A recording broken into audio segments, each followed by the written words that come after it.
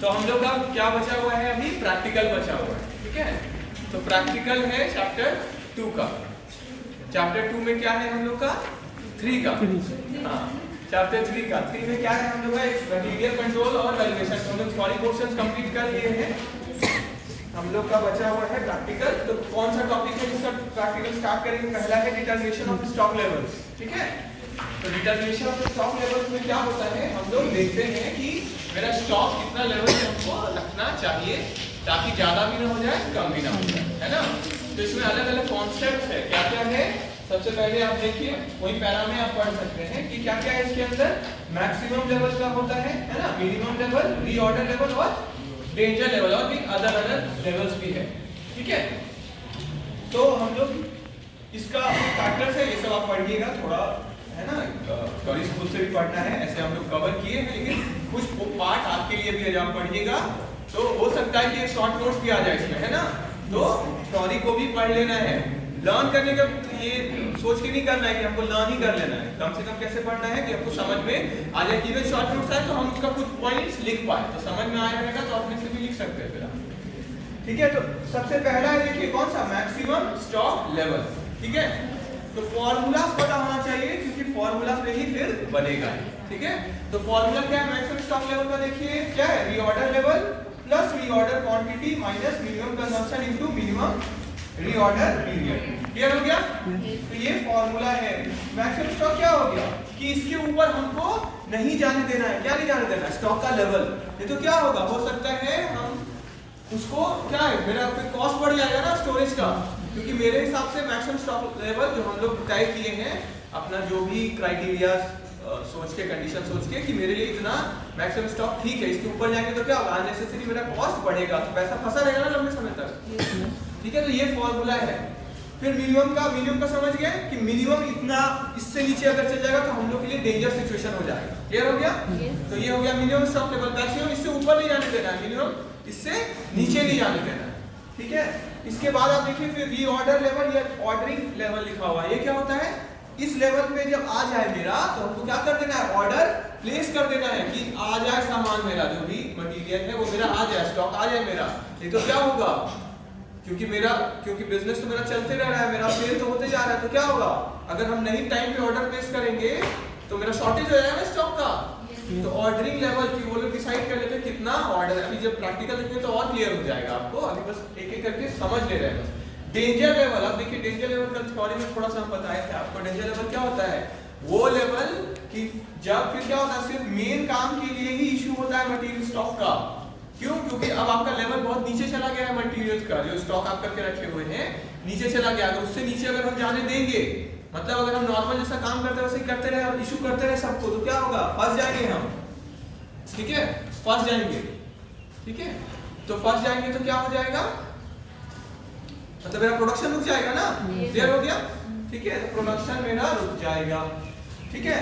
तो इसीलिए हम क्या करते हैं, सिर्फ अर्जेंट जो जरूरी है एकदम हमको, उसी के लिए हम इशू करते हैं, ठीक है। और बाकी सब काम के लिए रोकने लगते हैं, है ना, कि मेरा पूरा ही स्टॉक ना खत्म हो जाए, ये सोच के, ठीक है। तो डेंजर लेवल तो देखिए फॉर्मूला दिया हुआ है, मिनिमम का भी फॉर्मूला है, फिर डेंजर का भी है, फिर एवरेज का भी। मिनिमम का हम लोग फॉर्मूला देखें ना, reorder level minus normal consumption into normal reorder period. Danger level का देखिए normal consumption into maximum reorder period under emergency condition, ठीक है। तो अभी जब प्रैक्टिकल में जाएंगे तो क्या एवरेज स्टॉक लेवल, एवरेज क्या होता है, ऐसे तो हमने सोचे थे opening plus closing divided by 2 ना, तो यहाँ पे तो लेकिन मिनिमम मैक्सिमम को ले रहे हैं ना, ठीक है। तो मिनिमम और प्लस मैक्सिमम का stock level divided by 2। Clear हो गया। अब देखिए इलस्ट्रेशन 1, अब हम लोग सीधे प्रैक्टिकल पे स्टार्ट करते हैं ताकि अभी क्लियर ही हो जाए, ठीक है। अब देखिए क्या लिखा हुआ है, calculate minimum stock level, maximum stock level, reordering level, जो पर्टिकुलर्स दिए हुए क्या है, मैक्सिमम कंजम्पशन, ठीक है। ध्यान से समझिएगा इसको, इधर उधर ध्यान मत करिए नहीं तो फिर मिस हो जाएगा कॉन्सेप्ट, ठीक है। आगे में हम लोग अलग अलग चीज करेंगे, ठीक है। तो इसलिए इसको देख लीजिए, क्लियर ही हो जाएगा आपको पूरा। Maximum consumption 70 units per day है, एक दिन में आपका मैक्सिमम कंजम्पशन कितना है, 70 यूनिट्स। नॉर्मल कंजम्पशन कितना है, 40, ठीक है। मिनिमम कितना है, 30। रीऑर्डर क्वांटिटी कितना है, मतलब 500 यूनिट्स हम जब ये होता है रीऑर्डर वाला है, रीऑर्डर क्वांटिटी 500 यूनिट्स का, फिर रीऑर्डर पीरियड है कितना 10 ठीक है। मतलब हम रीऑर्डर में क्या करते हैं, हम लोग ऑर्डर देते हैं कि आज सामान है ना, मतलब ऑर्डर प्लेस कर देते हैं, जो रिक्विजिशन प्लेस कर देते हैं कि अब हम क्या चाहते हैं, सप्लाई चाहते हैं, हमारा स्टॉक नीचे जा रहा है।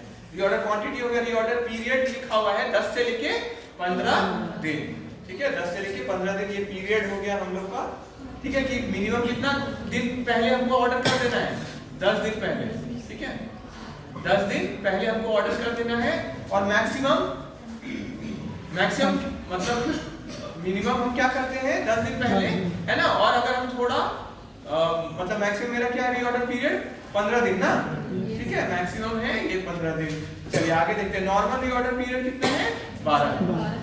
अब बस फॉर्मूला में पुट करेंगे, देखिए मैक्सिमम कंजम्पशन बोला गया, क्या ऊपर क्या लिखा हुआ था, मिनिमम स्टॉक लेवल निकालिए, मैक्सिमम और रीऑर्डर लेवल। हम लोग अभी पढ़े फॉर्मूला कैसे पढ़े, पहले मैक्सिमम का पढ़े ना, और मैक्सिमम में रीऑर्डर वाला लेवल वाला लिखा हुआ है, देखिए, है ना।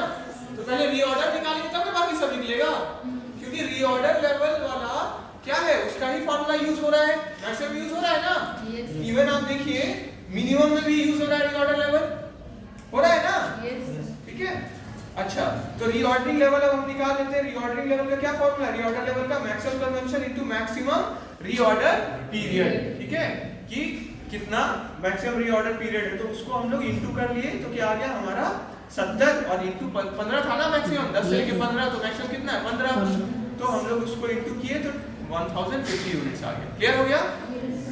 मिनिमम का भी क्या किए, फॉर्मूला में पुट कर दिए, नॉर्मल कंजम्पशन मेरा दिया हुआ 40 दिन, नॉर्मल रीऑर्डर पीरियड दिया हुआ 12 दिन, रीऑर्डर लेवल हम अभी निकाल ही लिए, निकाले ना, इसीलिए पहले निकाल लिए क्योंकि उसी का यूज आने वाला इधर उधर, तो उसको ही पहले निकाल लिए। पहला में अगर लिखा रहता कि मैक्सिमम निकालिए, लेकिन फिर भी हम लोग क्या करते हैं, पहले क्या निकालते हैं रीऑर्डर, वो नहीं रहेगा तो निकलेगा कहां से, ठीक है। तो रीऑर्डर लेवल इसलिए निकला, तो मिनिमम भी आ गया और मैक्सिमम में भी हम क्या किए, फॉर्मूला पुट किए, देखिए वही चीज है।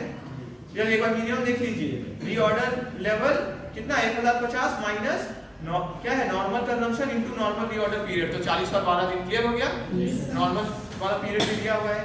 मैक्सिमम स्टॉक लेवल में देखिए फॉर्मूला जो है वो हम लगा दिए, reorder level plus reorder quantity minus minimum consumption into minimum reorder period. तो मिनिमम 10 है, 10 दिन ना, 10 से 15 दिन, तो मिनिमम कितना हुआ 10 रीऑर्डर पीरियड। क्लियर हो गया, ठीक है। तो इसको जब हमने फॉर्मूला पुट किए तो 1250 क्या है, मैक्सिमम यूनिट्स, है ना।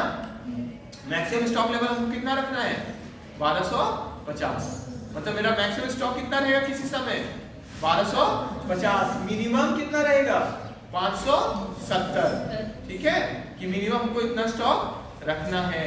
और रीऑर्डरिंग लेवल तो हम लोग पहले ही निकाल लिए। पहला क्लियर हो गया सबको।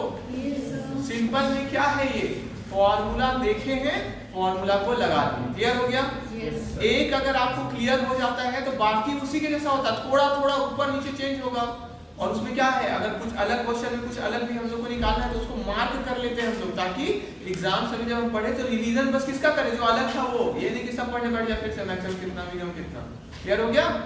क्या होगा, टाइम बचाना है ना, एग्जाम के समय टाइम मायने रखते हैं। आप कितना कम टाइम में रिवाइज कर लेते हैं ताकि दोबारा रिवाइज फिर आप कर लें, जिसमें क्या सिर्फ देखे फॉर्मूला देखे फॉर्मेट देखे, ठीक है।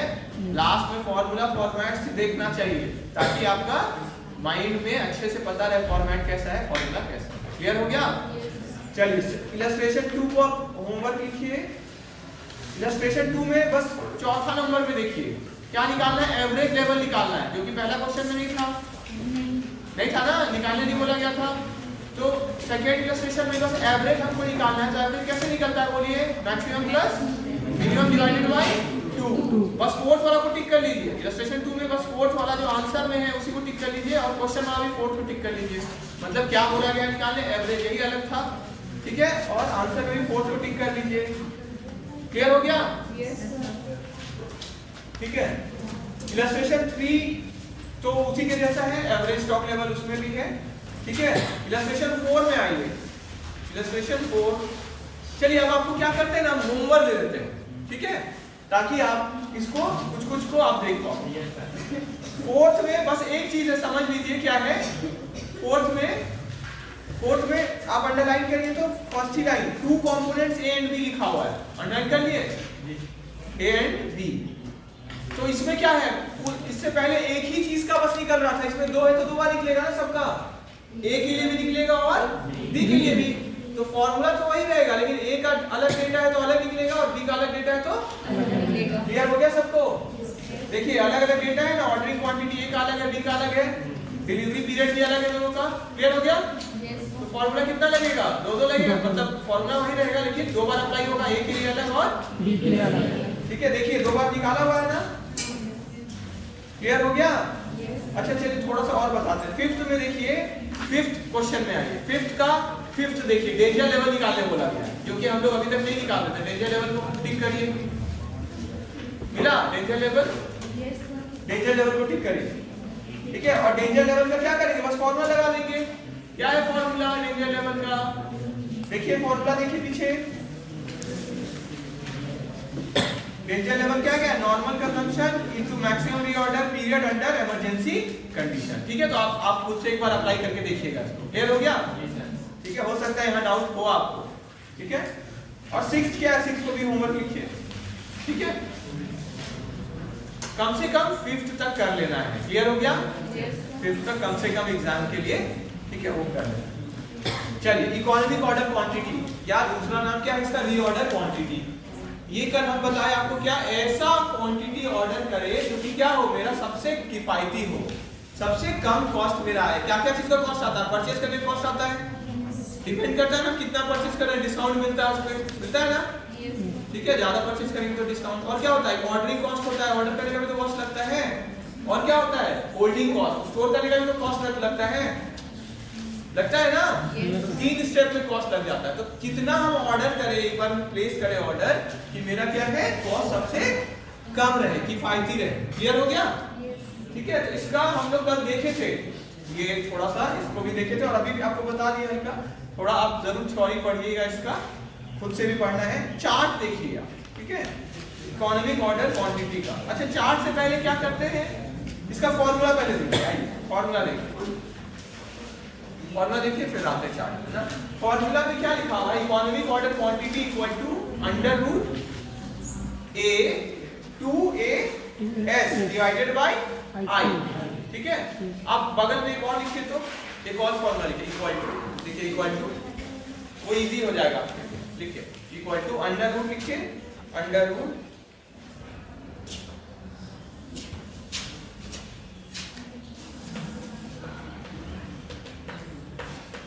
To A S by I लिखा हुआ है ना। ठीक है, एक लिखिए आप 2AO डिवाइडेड बाई C लिखिए। अब हम बता क्या क्या है ये O और C। S यहाँ पे अब लिखा हुआ है बुक में ना, S इक्वल टू क्या लिखा हुआ है, cost of placing an order. देखिए नाम में क्या है, O है ना, ऑर्डर। समझ में आया? अब याद करना इजी हो जाएगा। S से तो पता नहीं चल रहा है कहाँ S है, उसमें नहीं पता चल रहा है ना, अब इजी हो जाएगा। अब क्या करिए, S जो लिखा हुआ है ना, इससे पहले क्या करिए ना, O लिख दीजिए। O इक्वल टू S हो गया, तो हम लोग का फॉर्मूला सेम हो गया ना। चलिए अब I और जो क्या लिखा हुआ है, कैरिंग कॉस्ट लिखा हुआ है, annual carrying cost of storing 1 unit. I कहाँ है? ठीक है, तो उसको भी इजी बनाइए, C लिखिए। अब आगे क्या लिख दीजिए, I से पहले क्या लिखिए, C, तो C इक्वल टू, अब आप ये फॉर्मूला बस पढ़ लीजिए। क्लियर हो गया? और अब आप क्या करिएगा, S और I को मत लिखिएगा, क्योंकि कोई कंफ्यूजन होगा ना, I क्या है S क्या है, इससे पता चल रहा है वो क्या है, ऑर्डरिंग कॉस्ट, C क्या है, कैरिंग कॉस्ट। क्लियर हो गया? ठीक है, तो क्या लिखा हुआ है, 2 तो कांस्टेंट फिगर हो गया, फॉर्मूला है ये तो कांस्टेंट फिगर हो गया। A क्या हो गया, एनुअल कंजम्पशन, पूरा एक साल में आप कितना कंज्यूम करते हैं, या तो यूनिट्स में होगा या रुपीस में होगा। दूसरा क्या O कर दिए हम लोग, cost of placing an order, order word को अंडरलाइन करिए तो उसमें, ताकि O वर्ड को अंडरलाइन कर लीजिए। और C इक्वल टू कर दिया हम लोग एनुअल कैरिंग कॉस्ट, C को अंडरलाइन करिए। ऑफ स्टोरिंग 1 यूनिट, कितना यूनिट का, 1 यूनिट का क्या कॉस्ट है। क्लियर हो गया? 1 यूनिट का एनुअल कॉस्ट आपका कितना है। ठीक है, क्लियर हो गया? चलिए अब इसका हम लोग एक इलस्ट्रेशन कर लेते हैं। इलस्ट्रेशन 7 को वेरी इंपॉर्टेंट में लिख लीजिएगा। जो भी इलस्ट्रेशन पहले करते हैं ना हम लोग उसको वेरी इंपॉर्टेंट कर लीजिए, क्योंकि वो क्या हो गया, वो एक तरह का बेस हो गया, ठीक है, उसमें कवर हो रहा है। देखिए क्या लिखा हुआ है, EOQ इक्वल, अच्छा क्या है, EOQ फाइंड करना है, नंबर ऑफ ऑर्डर जो हर साल आप प्लेस करेंगे, कितना ऑर्डर प्लेस करेंगे वो है, ठीक है। एनुअल कंजम्पशन कितना दिया हुआ है, 10,000 यूनिट्स, मतलब एक साल का आपका क्या कंजम्पशन है, ए कितना है, 10,000 यूनिट। क्लियर हो गया? दूसरा देखिए, कॉस्ट ऑफ प्लेसिंग और रिसीविंग एन ऑर्डर, ठीक है, ऑर्डर का कॉस्ट कितना हो गया, 50, ठीक है, मतलब एक बार जो आप ऑर्डर देते हो 50 रुपया लगता है, ठीक है। दूसरा देखिए, cost of material per unit, एक यूनिट का प्राइस कितना है, लास्ट है एनुअल कैरिंग कॉस्ट, ई कितना है कैरिंग कॉस्ट, एक यूनिट का 10% ऑफ इन्वेंट्री वैल्यू, तो 25 रुपया है ना एक का वैल्यू, तो उसका 10% कितना होगा, 2.5। क्लियर हो गया? अब बस इसको क्या करना है, हमको फॉर्मूला में पुट करना है। तो ये क्या करेंगे, सबसे पहले हम लोग फॉर्मूला लिख देंगे, फॉर्मूला लिखेंगे ना, फिर बताएंगे ए कितना है, बोलिए ए कितना है, 10,000 यूनिट्स, ठीक है। फिर एस की जगह हम लोग क्या लिखे, ओ कितना है, 50 रुपया, और सी कितना है, 2.5 निकाल के बता दीजिएगा, 25 इंटू 10% ना, 10% लिखा हुआ ना कॉस्ट में, ठीक है, तो 25 इंटू 10%, ठीक है, तो 2.5। क्लियर हो गया? बोलिए। तो यूनिट्स में हम लोग का आंसर आ जाएगा 632 यूनिट्स। क्लियर हो गया? पॉइंट में आएगा तो उसको राउंड ऑफ कर देंगे हम लोग, जैसे इसमें राउंड ऑफ साइड किया हुआ है, अप्रॉक्स लिखा हुआ है। क्लियर हो गया? ठीक है, तो रूट वाला नॉलेज अगर भूल गए हैं तो YouTube में देख लीजिएगा रूट कैसे निकालते हैं, याद है आप सबको? अभी तो हम लोग मैथ्स भी पढ़े थे ना, अच्छा याद नहीं होगा तो देख लीजिएगा, थोड़ा सा कॉन्सेप्ट है, बस डिवाइड करते हैं हम लोग, है ना, देख लीजिएगा तो तुरंत हो जाएगा, ठीक है, या इवन गूगल में पढ़ लीजिएगा तो हो जाएगा, वैसे भी हो जाएगा। चलिए, number of order place per year, अब एक साल में हमको 10,000 यूनिट्स का जरूरत होता है, और एक बार में हम कितना ऑर्डर मंगा रहे हैं, इकोनॉमिक ऑर्डर क्वांटिटी क्या है, 632। आपको साल भर में कितना जरूरत होता है यूनिट्स का, 10,000। क्लियर है? बोलिए इधर, बात नहीं, इधर ध्यान दीजिए। एक साल में हमको कितना यूनिट्स का जरूरत है, 10,000। एक बार में हम कितना का ऑर्डर देते हैं, 632 यूनिट का, तो 10,000 के लिए कितना बार ऑर्डर देना होगा हमको, डिवाइड कर देंगे ना। क्लियर हो गया? 10,000 डिवाइडेड बाय 632 मतलब 16 बार ऑर्डर देना होगा। क्लियर हो गया? ये ऑर्डर देने से क्या फायदा होगा, EOQ से क्या फायदा होता है उसको समझने के लिए वापस आइए, चार्ट यहाँ बना हुआ है, अब समझ में आ जाएगा। आइए चार्ट देखिए, चार्ट क्या है, जब हम लोग का जब खर्च होता है, ठीक है, बुक में ही बना हुआ है तो नहीं बना रहा, हाँ देखिए बना हुआ है हिंदी में भी, ठीक है। EO देखिए, एक लाइन क्या हो गया, नीचे यूनिट्स हो गया, यूनिट्स पर ऑर्डर, एक बार में कितना ऑर्डर हम करते हैं। इधर क्या हो गया, कॉस्ट, जैसा हम लोग क्या ज्यादा लेते हैं, नीचे यूनिट्स लेते हैं, उधर कॉस्ट ये रुपीस लेते हैं ना। अब देखिए, तो यहाँ पे हो गया 300, 600 और 900, तो ये लोग जो बनाए उसके हिसाब से लगभग कितना है, 400, 450 के बीच में इन लोग का है ना। तो जो EOQ में अगर ऑर्डर किए हैं ये लोग, तो क्या हुआ उसके कारण ऑर्डरिंग कॉस्ट देखिए गिर रहा है, क्योंकि आप जितना ऑर्डर करेंगे, ऑर्डरिंग कॉस्ट देखिए, इधर देखिए, ऑर्डरिंग कॉस्ट का लाइन कैसे है, ऐसे, क्योंकि अगर आप एक मतलब आप क्या कर रहे हैं, आपका ऑर्डर कॉस्ट क्या हो रहा है, घटते जा रहे हैं, है ना। जितना आप ऑर्डर एक ही बार में ज्यादा यूनिट्स अगर मंगा लेंगे तो आपको कम लगेगा ना, सिंपल में समझिए। अभी जो हम लोग ये 632 यूनिट्स एक बार में मंगा रहे हैं, एक बार में मंगाने का 50 रुपया लग रहा है ना, मतलब मान लेते हैं कि एक इसमें टेम्पो में आ रहा है, या मान लेते हैं ट्रक में आ रहा है, और ट्रक वाले कितना चार्ज कर रहे हैं, सब मिला के आपका इवन फोन कॉल भी किया वो भी ऑर्डरिंग कॉस्ट में ही आया है ना। ऑर्डर करने में जितना लगे सब ऑर्डर कॉस्ट है। क्लियर हो गया? ट्रांसपोर्टेशन, आप फोन उठाए, कहीं लिखे, एक्विजिशन दिए, ये सब ऑर्डर कॉस्ट का पार्ट। तो अब क्या होगा, वो जो ट्रक से सामान आ रहा है तो 632 बार आएगा ना, 632 सॉरी यूनिट्स है, 632 क्या यूनिट, हम लोग का कितना बार आएगा साथ में, कितना है आंसर, 16 बार। 16 बार ट्रक आएगा तो 16 इंटू 50 रुपया लेगा ना, लेगा कि नहीं लेगा। और हम एक ही बार में बोले 10,000 एक ही बार में आ दो, तो एक ही बार लगेगा 50 रुपया। समझ में आया? तो जितना ऑर्डर आप देंगे एक ही बार में, मतलब जितना यूनिट्स आप बढ़ाते जाएंगे, देखिए थोड़ा बना नहीं होगा। जितना यूनिट, ये क्या है यूनिट्स है ना, पर ऑर्डर। जितना यूनिट्स हम एक बार में मंगाएंगे, मतलब मान लो पूरा 10,000 ही मंगा लिए एक बार में, तो मेरा कॉस्ट कहाँ होगा, एकदम कम होगा ना। देखिए ये कॉस्ट का लाइन 50 रुपया लगेगा ना, समझ में आया। 2 बार मंगाएंगे तो 100 रुपया लगेगा, ऊपर बढ़ गया थोड़ा, ठीक है। तो हम तो ज्यादा बार मंगा रहे हैं ना, 16 बार, तो 16 बार के लिए कॉस्ट कहाँ जाएगा, ऊपर चल जाएगा ना फिर, समझ में आया। मतलब सिंपल में जितना बार आप ऑर्डर करेंगे उतना बार आपको ऑर्डरिंग कॉस्ट देना पड़ेगा ना, 50 रुपया। एक ही बार मंगा ले तो एक ही बार देना पड़ेगा, क्लियर हो गया। लेकिन एक ही बार आप मंगा ले तो स्टोरेज भी तो करना पड़ेगा, तो उसमें उसका खर्च तो बढ़ जाएगा ना, आपका सामान भी खराब हो जाएगा। क्योंकि ये लोग क्या कर रहे हैं, तभी ना EOQ निकाल लिए कि सबसे किफायती हमको कितना पड़ेगा, क्लियर हो गया, ठीक है। तो ऑर्डरिंग कॉस्ट क्या होता है, घटते जाता है, क्योंकि ज्यादा आप बस मंगाएंगे एक बार में तो क्या होगा, कम लगेगा आपको। साल में अगर एक ही बार मंगाएंगे तो 50 लगेगा, 2 बार मंगाएंगे तो 100 लगेगा, 3 बार मंगाएंगे तो फिर और लगेगा, क्लियर हो गया। 16 बार मंगाएंगे आप, कितना लगेगा, 800 रुपया, 800 ना। तो देख रहे हो ना क्या हो रहा है, अगर एक ही बार मंगाते हैं तो क्या हो रहा है, कम एकदम।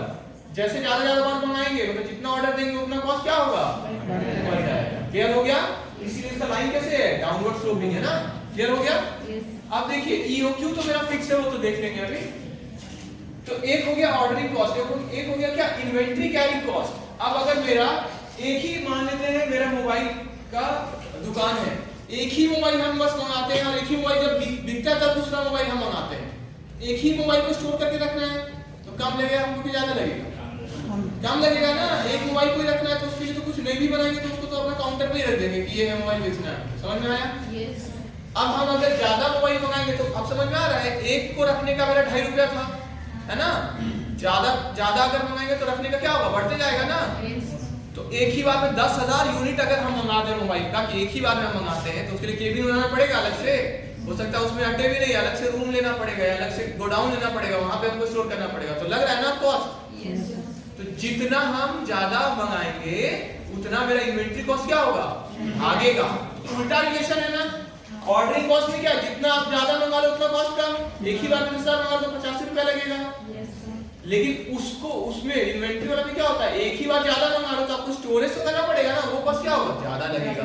तो इसका क्या होता है, इसका उल्टा तरीके से चलता है। देखिए नीचे से ऊपर क्या, इसका कैसे क्या, ऑर्डरिंग कॉस्ट का ऊपर से नीचे।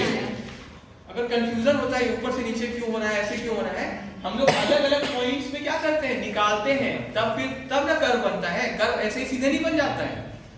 जैसे इसका कैसे निकाले होंगे कि एक ही बार में 50 यूनिट, एक ही बार में 10,000 यूनिट मंगाए तो इतना, 2 बार में मंगाए तो इतना, 3 बार में मंगाए तो इतना। फिर सारा पॉइंट को देखिए, सारा पॉइंट को अगर हम जोड़ेंगे तो ऐसे लाइन बना ना, अब समझ में आ गया। तो ये कर्व पता चलता है तो लास्ट पता चलता है, क्लियर हो गया। इसी तरह इन्वेंट्री का क्या हुआ, एक ही कुछ नहीं मंगाएंगे तो कुछ खर्चा नहीं आपका स्टोरेज का, तो 0 से स्टार्ट हुआ, समझ में आया, 0। फिर आप एक ही मंगाए तो थोड़ा 2-2.5 रुपया जो लग रहा है, ये 2.5 रुपया आ गया, समझ में आया। 2 3 4 5 6 7 8 बढ़ते गया, क्लियर हो गया। देखिए क्या गया ना लाइन ऐसे सीधा, ठीक है। एक लाइन गया ये, और एक लाइन हम लोग का क्या लेके चले थे, नीचे से ऐसे, ठीक है। अब यहाँ जो ये पॉइंट में काटा है, ये तो EOQ है ना, ये क्या है, EOQ, ठीक है। तो EOQ हो गया। अब जो टोटल कॉस्ट लिखा हुआ वो क्या है, मेरा कॉस्ट में क्या क्या लगता है, परचेज कॉस्ट भी लगता है, बोले ना कि खरीदेंगे तो वो तो लगेगा ना, खरीदने का कॉस्ट, ऑर्डर जो किए उसका कॉस्ट, और रखने का कॉस्ट, 3 कॉस्ट है। तो इसीलिए टोटल कॉस्ट क्या होगा, ऊपर लाइन है ना, ऊपर, ठीक है। देखिए ऊपर से स्टार्ट हुआ है, ठीक है, क्लियर हो गया, और ऊपर से कर्व गया, क्योंकि EOQ के पास जब आएगा, देखिए ये EOQ है, EOQ के पास आएगा सबसे कम कॉस्ट यही है, पता चलेगा कि यही सबसे कम कॉस्ट है, क्योंकि उसके बाद क्या हो रहा है, देखिए फिर भाग रहा है, समझ में आया क्या हुआ, उसके बाद फिर ऊपर चला गया। तो EOQ के ये जो है EOQ है ना, ये तो यही क्या दिखाता है, ऐसा पॉइंट जहां पे मेरा सारा कॉस्ट क्या है, सबसे कम है, सबसे किफायती हमको यही पॉइंट पड़ता है, क्लियर हो गया। ठीक है, तो चार्ट भी हम लोग अगर मान लीजिए शॉर्ट नोट्स में आया EOQ तो बना देना है कि नहीं चार्ट, ठीक है, बना सकते हैं। अगर हम मेरे पास अलग अलग फिगर्स भी है ना, तो हम क्या कर सकते हैं, फिगर्स के बेसिस पे भी चार्ट बना देंगे, और इसी तरह बनेगा, और सेम आएगा जैसा चार्ट में आपका आएगा, सेम वही आपका इक्वेशन के थ्रू भी आंसर आएगा, क्लियर हो गया। ठीक है, तो चार्ट बनाना नहीं है, इसमें नहीं है, सब कुछ, लेकिन इवन आ जाता है तो हम लोग को क्या करना है, बस प्लॉटिंग तो करना है ना। यहाँ क्या लिखना है, यूनिट्स पर ऑर्डर होगा, आपने क्या लिखना है, कॉस्ट लिखना है। क्लियर हो गया? क्लियर है? Yes sir. तो ये हो गया कॉन्सेप्ट को समझ जाना। अब क्या हो गया, कॉन्सेप्ट समझ गए तो आपको थोड़ा इजी लगेगा इस सेंस में कि हम इसका बेसिक जानते हैं क्या है। बताइए ऑर्डरिंग कॉस्ट क्या होता है, घटता है क्योंकि जितना ऑर्डर करेंगे उतना कम लगेगा हमको, एक ही बार में आप मंगा ले तो सबसे कम लगेगा, ठीक है। और इन्वेंट्री कॉस्ट क्या होता है, नीचे से ऊपर जाता है, क्यों, क्योंकि नहीं मंगाएंगे तो जीरो रहेगा, थोड़ा सा मंगाएंगे तो एक ही को स्टोर करके रखना है, वही काउंटर पे रख देंगे या कहीं पे हाथी में रख के घुमाएंगे, जो कोई कस्टमर आ गया तो देखिए यही मोबाइल है, यही बेचना है, एक ही मोबाइल रखना है। मतलब कि जितना हम इन्वेंट्री मंगाते हैं उतना स्टोरेज करके मेरा कॉस्ट क्या होगा, बढ़ेगा। और एक कॉस्ट कौन सा है, परचेज कॉस्ट तो लगता ही है, जितना का है वो मोबाइल 10,000 का है 15,000 का है तो लगेगा ही ना, ठीक है। आप बेचते हो, मैं थोड़ा महंगा करके मतलब प्रॉफिट हो गया, ठीक है। तो इसका अब इलस्ट्रेशन 7 क्लियर हो गया सबको। 8 सेम है। 9 में 9 का रीऑर्डर पॉइंट है ना। 9 में देखिए थर्ड को टिक कर लीजिए, रीऑर्डर पॉइंट को टिक कर लीजिए, 9 का थर्ड को कर लिए, ठीक है। तो 9 का थर्ड क्या है, ठीक है, इसका रीऑर्डर पॉइंट थोड़ा सा खुद से सोचिएगा, इसमें फॉर्मूला भी लिखा हुआ है इलस्ट्रेशन में, फॉर्मूला जहां पे भी अलग चीज आए ना बस उसको फिर आप देख लीजिए कि क्या है ये, ताकि वो ऐसा आए तो आप कर लें। 10th का भी थर्ड में जो सॉल्यूशन का थर्ड उसको टिक कर लीजिए, सॉल्यूशन का थर्ड को टिक करिए क्योंकि वो अलग है, ठीक है। उसके बाद 11th का बी और सी को टिक करिए, बी और सी को, हालांकि सी इजी है, सी तो वही सिंपल वाला है जो कर चुके हैं। 12th में फिर से बी और सी को टिक करिए,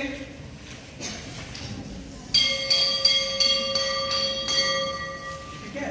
13 में सॉल्यूशन का ए बी और सी को टिक करिए, ए बी और सी, ठीक है वही चीज, बस उसका क्या है थोड़ा सोचना है उसमें कि क्या हुआ, क्यों इंक्लूड किया गया है, वो आप समझ जाओ। चलो तो इसका 13 तक आप कर लेना, ठीक है। तो हम लोग का इस चैप्टर का कौन कौन सा भी खत्म हो गया, डिटरमिनेशन ऑफ स्टॉक लेवल खत्म हो गया और ईओक्यू। एक और थ्योरी प्रैक्टिकल बचा हुआ है, कौन सा, जो फीफो लिफो ये है ना, तो वो बचा हुआ है, तो हम लोग रोक लीजिए।